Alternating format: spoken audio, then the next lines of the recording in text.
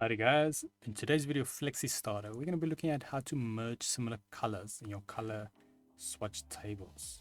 But before that, let's have a quick intro first.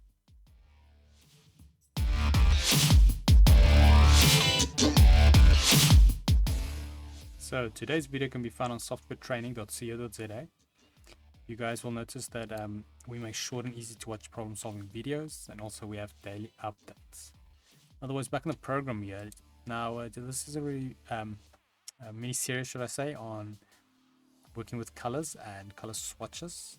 And today's video, we will be looking at merging similar colors. I will also leave links in the description so you guys can follow along to any of the previous videos we've already done. But otherwise, yeah, in the tutorial.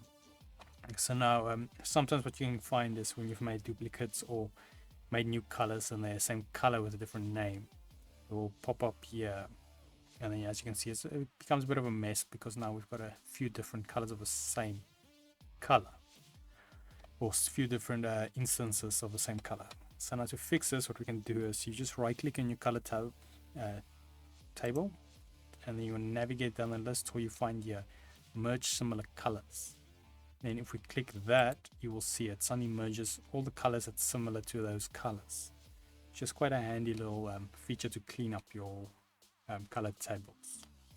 Otherwise, that is it. It's a rather simple method, and we don't need much time on it. So then if we head here to softwaretraining.co.za, you guys will notice we've got a variety of different softwares we do cover, and also you can isolate your search on the top right here. Just type in what you're looking for and hit the little magnifying glass button. Otherwise, if you don't find what you're looking for, you can always go here, request a training video, fill in a mini form, and then yeah, we'll try and make that video for you. But otherwise, thanks guys for watching. Till next one, cheers.